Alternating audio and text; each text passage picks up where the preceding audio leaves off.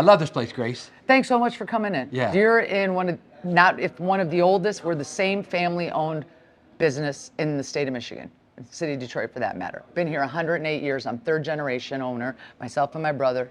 My grandpa invented the Coney here in Detroit. Wow. He actually invented it. All the other wannabes that you see all around are extensions of him. You know, we're Greek. He would bring a relative over, and then my dad continued suit as the second generation, bringing relatives over and taught them the business, and they went out on their own. But where we differ is our hot dog is proprietary to us. Okay. Our chili is proprietary to us. We own our own chili company, made specifically for us. All right, it's a Greek sauce with Greek spices in it, no beans, all meat. The hot dog has a snap to it. It's a lambskin casing. Here in Michigan, there's a law with hot dogs. You can't just put any kind of filler in a hot dog. It's real meat. Wow. We do a 90% beef, 10% pork, lambskin casing. So when you bite into it, it snaps. That's the magic. Top it with some creamy chili, tangy mustard, sweet onions, Vidalia when they're in season, and that's the magic. And here we are 108 years later, still serving it. I love it. It's great. And that's what makes us known. Grandpa came over from Greece, young man from a village out in the mountains with just donkeys, borrowed suit, and I think $5, if $5, landed in New York City. He tried to find a job, you know, the whole Ellis Island and everything. Oh, yeah. Tried to find, he couldn't read or write, so he couldn't find a job. So he heard that they were hiring for the automotive business in Detroit, thinking they'll still hire me for that. They didn't hire him because of that reason. So right on this corner, he started cleaning hats, shining shoes, making some money. As he makes a little bit of money, this little spot, we've expanded. We bought the building next to us since, but this little spot is where he's continued doing the hats and everything. But downstairs was also the first speakeasy in the city of Detroit. We're in 1917 now, that's Prohibition. Oh, right, yeah. So he would bring all the guys around. They'd be down in the basement. They'd be playing cards, drinking, spending money. We're Greek, so you want to make money. You want them to stay as long as possible. Yeah. So he set a grill up right in that window where that grill is still today, and started making hot dogs because he remembers hot dogs he saw at the amusement park in Coney Island. See, in Detroit, a Coney Island is an actual food. It's that thing you're eating. Yeah. In New York, it's an amusement park that sells hot dogs. Okay. Big difference. Ah. He made a chili sauce that Greeks do, topped it with some mustard and onions, and started serving the guys downstairs in the speakeasy. And here we are. Wow. Named it American Coney Island for two reasons. He remembers coming to New York and seeing Coney Island. Like, what the heck? That was insane to him, all Yeah. the lights. It made such an impression on this young man from the village. He's in America. He's grateful he's in America, American Coney Island. Beautiful. And here we are, 108 years. Love it. Way to go. Thank you. Thanks so much. Actually, my very first car was a 1967 Volkswagen Bug. This is a 63. Mine was the first one with reverse lights separate on the back bumper. And the front of the car was open. That was where the trunk was. The engine was in the back, and the battery was underneath the back seat. Pretty cool. Just an amazing car. I had a problem with it though. The heat, I couldn't get the heat to turn off. It was always burning my feet on the front there. But I love this car. My very first car, a buddy of mine gave it to me for $1. That was a convention center station. The next station we're going to see is West Riverfront, which is used to be Joe Louis Arena, had a direct connection into the NHL hockey arena. They tore down the arena and they've built new apartments, and now you'll see rising a new 5-star hotel that'll be directly connected to the convention center. So this is an area where totally different feel and development compared to when the station was built. It was built to handle arena crowds. Now it's residential, and it's also a connection to the Riverwalk, which, as you mentioned, top of the country. Yeah, that's great. So how long has this been in operation? Opened in 1987, so we're nearing our 38th birthday. Oh, yeah. These are the original, basically everything's original. Maintenance and upgrades along the way have kept it safe and reliable. But cars, guideway, major components of stations, all essentially the original equipment. And it's elevated through the whole thing like this? Yeah, always elevated. We just went through the only part that has a little tunnel, but that's through the roof of the convention center. Okay. It goes through the corner of one building, and then there's a couple of buildings where the stations are integrated into a host building. But everything's at least elevated to a certain degree. I think the lowest we get is about 20 feet. And about how many people ride this thing? Well, we Last year we had over 1 million rides. On a typical weekday, I would say we're about 3,000 to 4,000 passengers. You said this is similar to the one in Miami, right? Yeah, it's the same vintage. Theirs is rubber tire, whereas ours is steel wheel. Okay. And in Miami, they've had 2 expansions. So they've added, obviously, quite a bit more stops and stations and things like that. But both Detroit and Miami are the only 2 that were built out of what was originally supposed to be a much larger nationwide people mover program. This is an east side route. So I mentioned kind of those spokes. Oh yeah. So Jefferson heads kind of along the riverfront toward the east side. This is a service, we've got a plan, kind of a framework in place we call DDOT Reimagined. It's something we're going to, again, kind of use as a starting point, a roadmap as we make some service improvements. But it talked about the idea of having a network of enhanced corridors. So back about sometime in the last 10 years, we started the Connect 10 routes. So it was 10 routes that had, before the pandemic, they were all 24-hour service.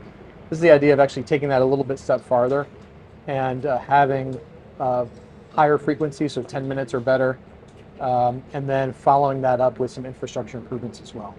So Jefferson's the first route that we're doing that on. This has had 10-minute service for over 6 months now. We've seen a really good response. Ridership numbers are still kind of in progress because we added a lot of service, obviously, but the feedback from the riders and the customers has been really positive. And then over the next 6 months or so, we've got 21 locations where we're adding new or enhanced shelters. And then a big feature that will be the first for us is we're actually going to have boarding platforms that extend from the curb across. Jefferson has bike lanes, a protected bike lane, so bike lane and parking. All of these stops will actually have a platform that extends out to meet the bus in the travel lane and have plenty of space for accessible boarding as well.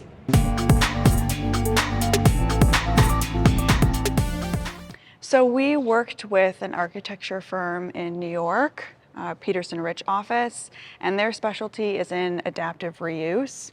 So when we thought about the vision for the space, we wanted the gallery to sort of feel like they had always been here.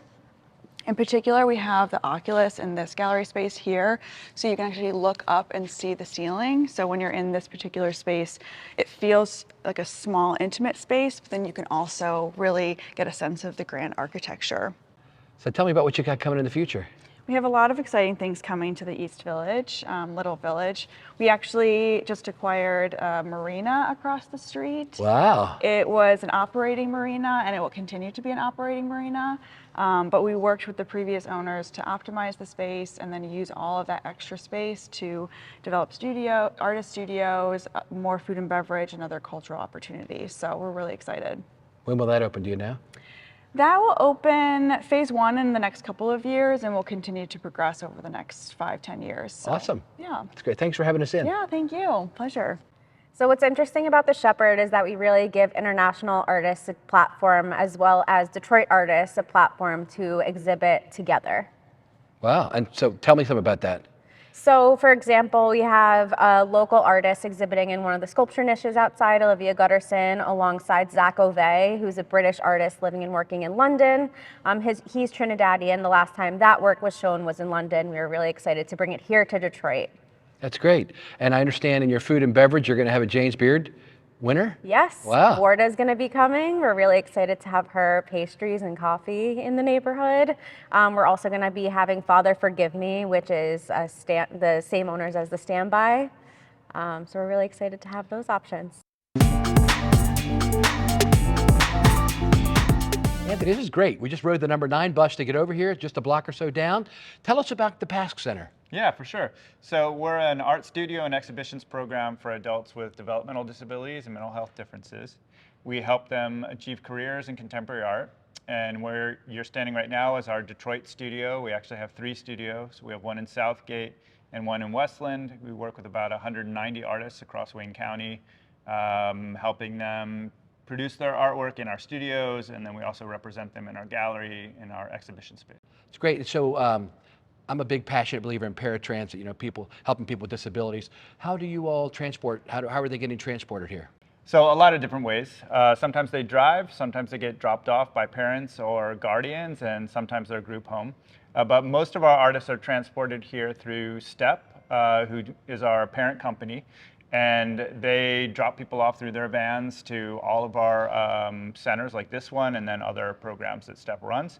Some take the DDOT Metro lift, and some take actually bus transit. We have one artist named Ronald Griggs who comes all the way from really the pretty far northwest end of Detroit, and takes him sometimes 2 hours to get here. But Wow, he's committed, huh? yeah, That's great. This is pretty cool. Tell me about it. Sure. So we are Signal Return. We are a Detroit-based nonprofit, really centered on the education and preservation surrounding letterpress printing. Letterpress printing. Mm-hmm. So you can see some of the work happening behind you, but it's a very traditional form of printing. It's been around since the 15th century, and we just like to keep that art alive. Like the Gutenberg Bible, right? Mm-hmm. Yeah, interesting. Yeah, so All right, we handset type and let's do a create the look whole at thing. it. Yeah. Absolutely. All right, Joel, here we are. Tell me what we got, brother. Well, we have our learning space down here. So we have a bunch of what are called proofing presses. So these are old presses that they would have used in publications like newspapers to basically set articles and then check their work. So they're also known as flatbed cylinder presses. So this is the bed of the press here. This is where we compose from the type collection that we have. So when we're working on any printed material like posters or stationery, things like that, you compose your design here, and then the paper feeds in up top, rolls around the cylinder, and that's what makes your print. And you set these type sets out there. Yep, so Yeah. these wood type characters are all from our collection, and then this is a hand-carved block out of linoleum. So Okay. a lot of the workshops we offer here teach you how to either set type or work with imagery, oftentimes carving blocks. So. You want to show us how it works? Sure. All right. So this inking roller up here already has all the ink that we need, and that's what makes contact with the form. So when I crank this forward, the ink lays down on the design. So now it's all set to go, and then I can feed my paper in. So when I push on a foot pedal, these gripper heads pop up, and you feed your paper in. And then when I release, it grabs down onto the paper. And then when I crank this forward, it's gonna push down on the form, and that's how you get your print. That's great, man. So once you get it dialed in, you just keep it going, and you can make multiples of whatever it is you're doing. So And this is Detroit. What do those years signify? these are the championship years from the Tigers. So That's what I thought.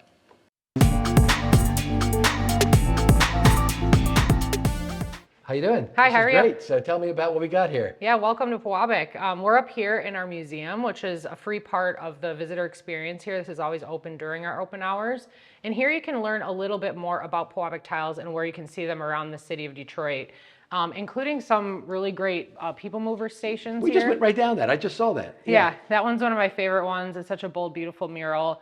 And then, of course, the beautiful Cadillac Center mural. We've done many areas of transportation, including also the Q line stations. And then, of course, there's the beautiful Guardian building where the People Mover is headquartered. That's great. And that's where this is from, right? Yeah, that's right. That came right from that Guardian building. Yeah, so these here are tile seconds that were made for the Guardian building project that were never installed. So we have a display here kind of showcasing that because it is truly one of the jewels of downtown Detroit and one of our kind of proudest accomplishments in tile work. And you had some involvement with the audio industry too, right? Yeah, so Puabic has been involved with the automotive industry since the earliest years. In fact, we were founded the same year as Ford Motor Company. Wow. And so it's pretty incredible that when you look at some of the old automobile manufacturing facilities, many of them actually featured Puabic tile on the exterior. And some of the earliest clay modeling that happened with the car companies was using Puabic clay. All right, so yeah, we're here in our tile showroom here at Puabic, and this is where customers can come in and meet with our design team to customize their own project, whether it's for a private residence or a commercial space. And so we're still making tile in the same way that we have been for over 120 years. So next up, we're actually gonna go behind the scenes and see where we make it all. That's great. All right, so yeah, welcome back to, this is one of the coolest parts of our pottery. This is our 1912 clay mixer. So this was actually added into when we added onto the building this clay making system put on in 1912, and it's been in use by Puabic ever since. So all of those incredible installations you see throughout downtown Detroit, all the ones that you're featuring in this segment, all made from clay from this system. So this is actually a belt-driven system, as you can see here, which we can actually get this turned on in a minute once we're done talking about it, because it is quite loud. We start by mixing clay in this back tank here. We get it to a liquid consistency. It's then actually stored underground in a little agitator tank, which helps make the clay more flexible before it finally passes through this area. That is known as a filter press that helps to remove all the excess water, leaving us with a really nice, smooth, consistent clay body that we use to make all of our tile work. So this is not only our clay mixing area, but also our glazing area. So this is where all of the pottery and tile made by Puabic come through this space.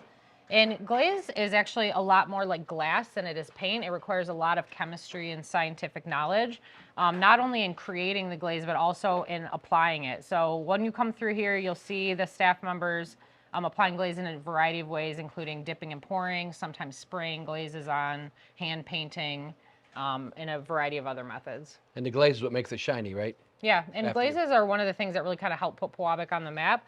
We're known for our metallic iridescent glazes, and that's something that our founder formulated back in the early 1900s. She was inspired by Syrian lusterware, and so we still continue that on today. We saw that on those cars that were on the wall of that one station. Yeah. The chrome, it looked like chrome. Yeah, and that's the thing. The iridescent glazes are really beautiful metallic with a lot of like depth to the surface.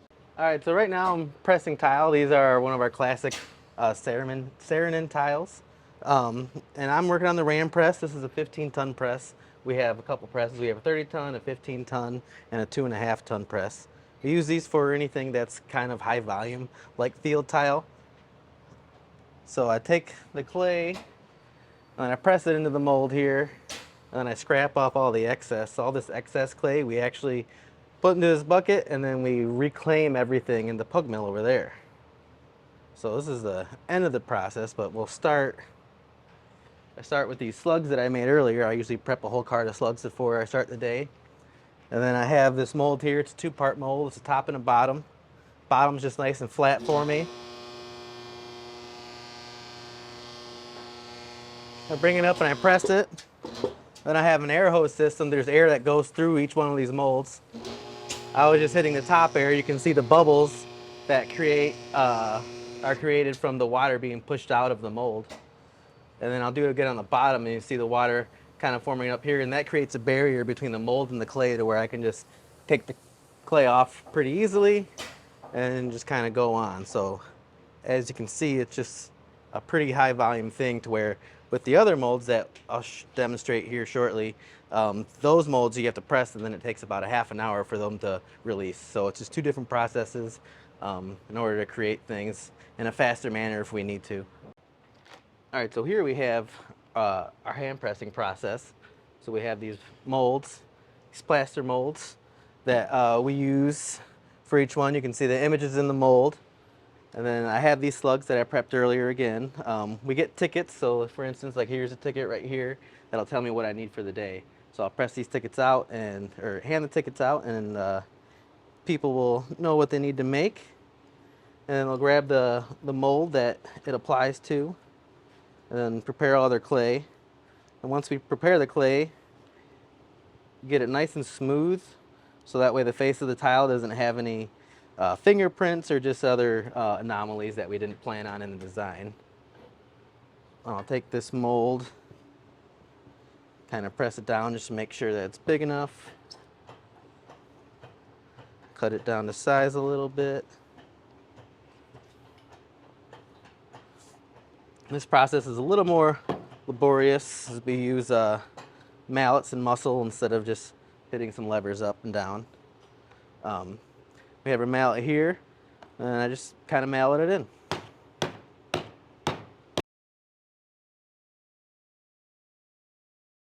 So this is where all the final product is. Yeah, so everything here in this particular section is inspired by the city of Detroit or a beautiful state of Michigan, like this Guardian building you found. And that's where Robert's building is. That's great. Yeah. I'm going to give this to you. It's a good gift. Tiffany, great to be here. Tell us about where we're standing right now. This is an amazing multimodal facility. So this facility, actually, it's the Amtrak passenger rail station and a multimodal facility. We have a lot of smart routes that run through here. It opened in December of 2014, and our late and beloved Congressman John Dingell, it was his vision for his community to have a train system a intermodal system that truly served us. It's ultimately supposed to connect through the Henry Ford Museum. We were here, I remember the opening with also the beloved then Mayor O'Reilly. And when this opened, we had great hopes for it. It wasn't, we weren't sure how people would take to it, but truly it's become an integral part of this community. What's transformed around it has been beautiful to see.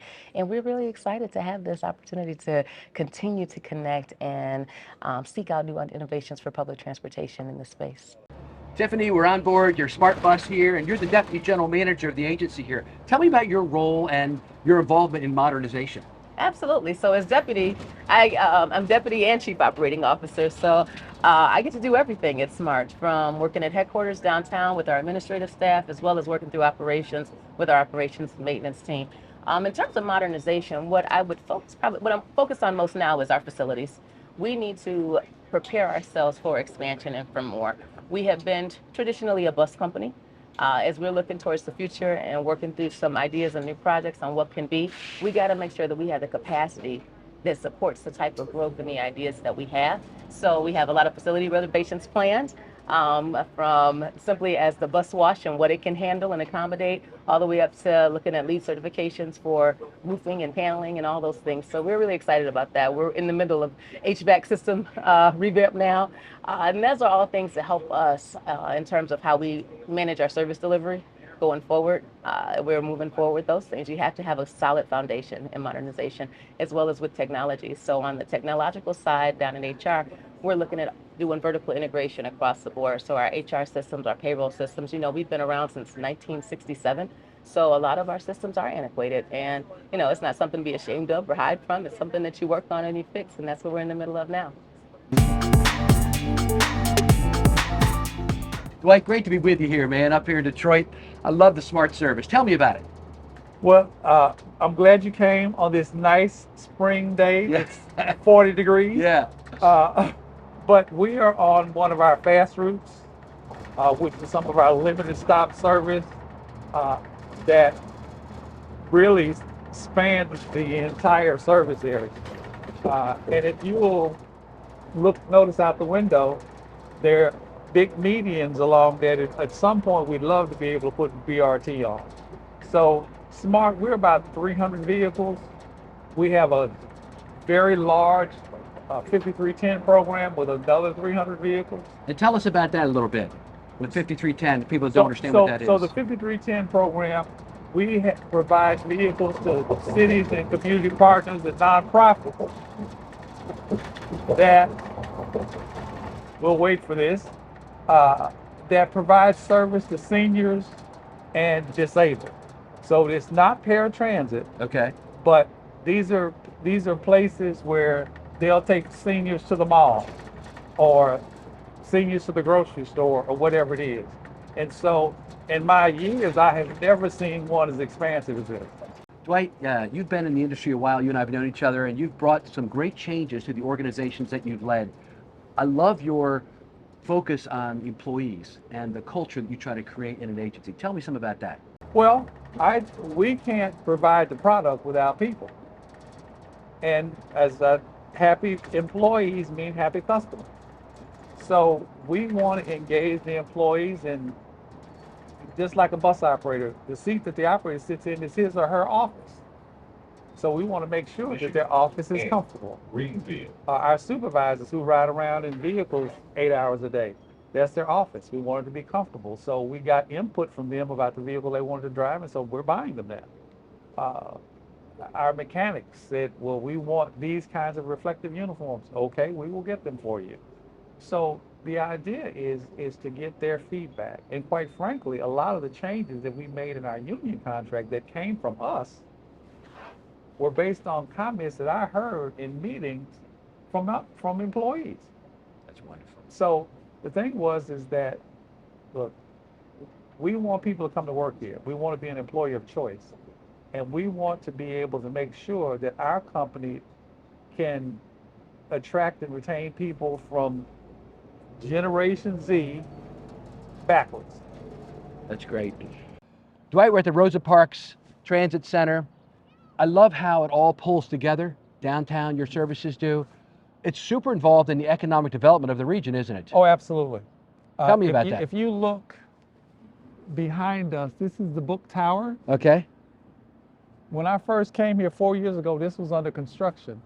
These are high-end apartments now. A lot of young people who are in this space. The black building there, mixed use. All of these things have come online within the last 4 or 5 years. Like transit-oriented development. Absolutely. Yeah. Absolutely. And so there's another building right here. This is the Western Book Cadillac. That building is 100 years old and was not in use for a long time. That has, as part of Detroit's resurgence, has been restored.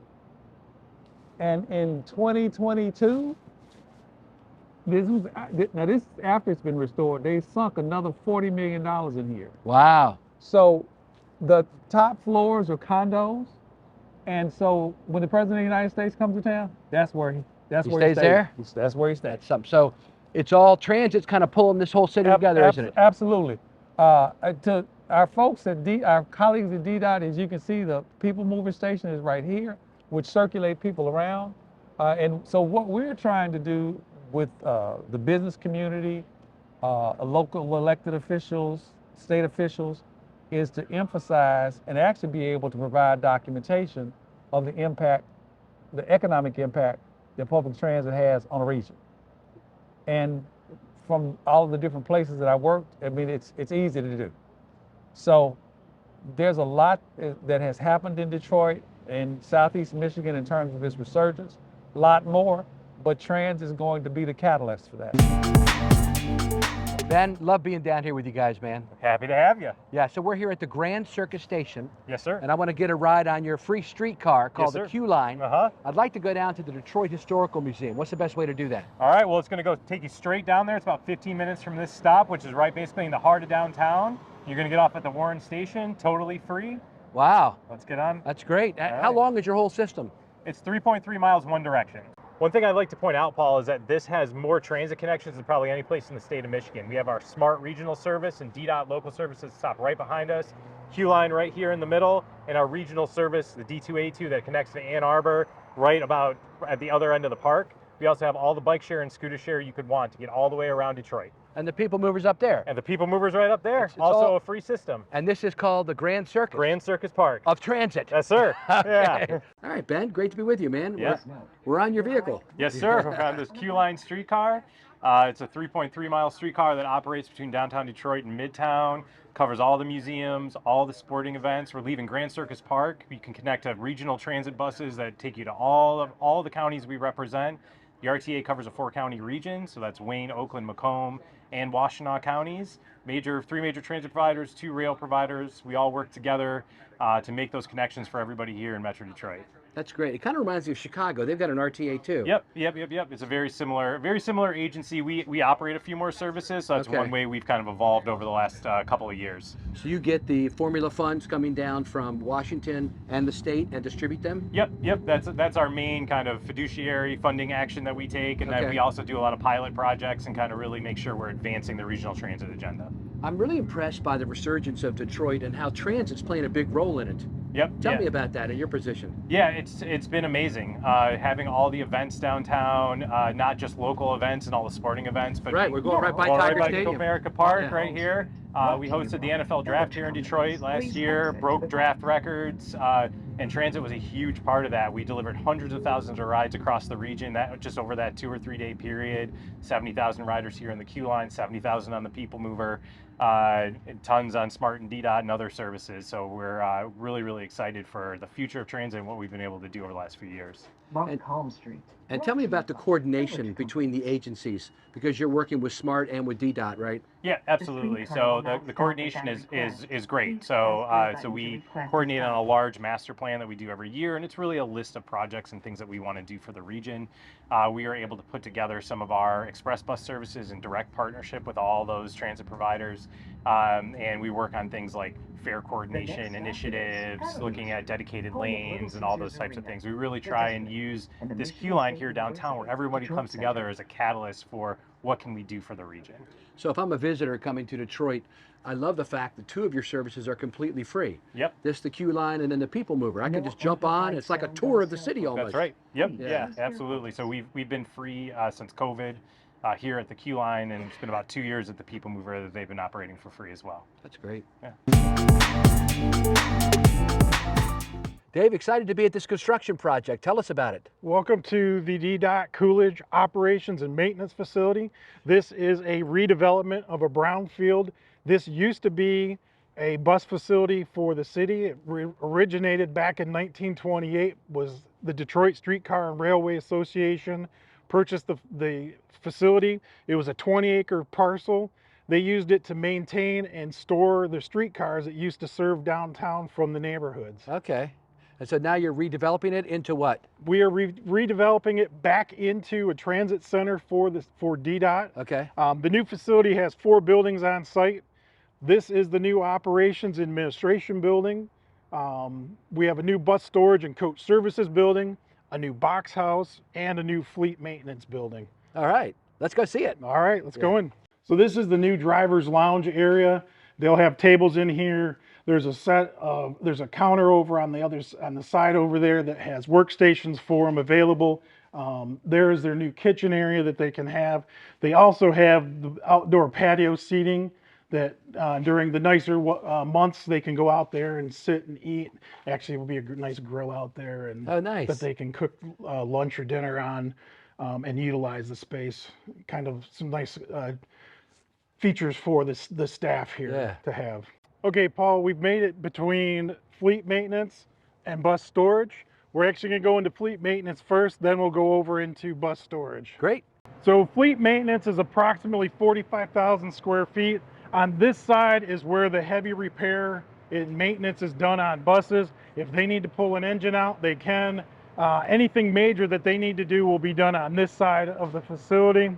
On the other side of the CMU block wall is chassis wash, where they can wash and clean the undercarriages of the buses before inspection purposes. So Paul, we've just now entered into bus storage. Bus storage on day one will house 148 buses overnight. From that wall, this way is all bus storage. On the back side of that is actually coach services. Coach services is where they refuel, top off fluids, vacuum out the buses, then run them through the bus wash. And there's also a brake test lane that will be back over on that side as well. Paul, this state-of-the-art facility has been in the works for at least 10 years. $160 million, 20-plus acre site. We're here now in the bus storage facility. You can see room for expansion, the state-of-the-art maintenance facility, and then we've got the admin up front with the fitness center and all the driver and maintenance amenities. This is going to mean so much, not only for the city, but for all the employees at DDOT, the drivers, the maintenance workers, the support staff, new bus washes. It's just going to make a huge impact on our organization, and all of that, of course, is going to translate into a better and more reliable service for all the riders in the city. So this is, I cannot overstate how important this is to our organization. We're just so excited to have it coming online soon. Well, Paul, this is fascinating to see. For me, this is my hometown, Detroit, and for decades this building was empty, dilapidated, really the monument of urban decay. And just to see the transformation is awe-inspiring, humbling, emotional, quite frankly. Yeah. I've just learned today that the Ford Motor Company put nearly $1 billion into the refurbishment of this facility. I've always known it as the Amtrak Building. You know, as a kid growing up, and most of my young adulthood, this building was empty. There's photos that, I mean, really, you'd have to see it just to see the before and after picture to appreciate the magnitude of the transformation. But more than just this facility, it is emblematic, excuse me, of really the transformation of the city of Detroit. I mean, this is a postcard in a nutshell of what we've done and what the city's been able to do over the last couple of decades. This is amazing. Tell me, Lauren, Isn't about it? Michigan Central. Yeah. So the Michigan Central Innovation District is a 30-acre tech hub that has been a huge attraction mechanism for startups from around the globe to come here, pilot their technologies, and grow and scale. And Newlab is just a small part of that innovation district. We have over 140 startups in our ecosystem currently and growing. So we help startups scale, get to market faster in a couple of different ways, both in piloting infrastructure around us, prototyping in lab space. We have industry relationships, investor relationships, and we focus on primarily those earlier stage companies who are ultimately solving a lot of the challenges that our world is facing today. This is great. We just came out of the Michigan Central Station, the old Amtrak station. Just phenomenal. Beautiful. How they've reimagined that. This too, right? This was an old book depository that burned up and all the books were burned and everything. And wow, what a great renovation. Yeah, they did an amazing job. Thousands of skilled laborers went into the train station. It is gorgeous. And I'm so lucky I get to work from here every day. It's just Awesome. a great building. You gonna show me around? Yeah, All I'd right, love let's to. do it. Yeah. So we're up on the 3rd floor. Yeah, you get a nice bird's eye view of our co-working space. So I like to think of the building divided in like the lower level and first floors where startups build their products, and second and third floor is where they build their businesses. Ah. Yeah, so we've got a lot of, basic co-working space, dedicated desks, open collaboration spaces, conference rooms. I will say also on the 3rd floor here, just around the corner, actually right in front of us, is MEDC, Michigan Economic Development Corporation, and the Office of Future of Mobility and Electrification. And I think that's a really big testament to the importance of this innovation district and creating this place where not only startups can build, but corporates, government, all of these different organizations coming together to really drive the future of mobility forward. And what's your role here in the organization? What do you do? So I'm the membership manager here. My role is to source startups from around the world and attract them to Detroit and help them scale. So it's really So if I'm a business in Maryland, where I actually do live, and I want to do something here, what do I do? There is an open application on our website, newlab.com/apply. We review all applications as a team, and hopefully we'll see your business here soon. So tell me where we're at here. So we are in Newlab's product realization shops. This is a ton of equipment that startups can use to build, prototype, even small scale manufacturing. I'll also add that this is available for all members to use, provided you go through some safety onboarding. We're hoping that people will use the equipment safely, keep all of their limbs, but nonetheless, we have digital fabrication and textiles, electronics lab, a wood shop, and then we also have a whole metal machining shop across the way.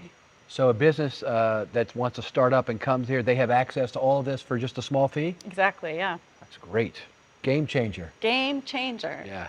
So we've got room. We're always looking for startups, brilliant minds working on futuristic technologies to decarbonize our planet. So we're always looking for startups. You can apply at newlab.com/apply. I would love to chat.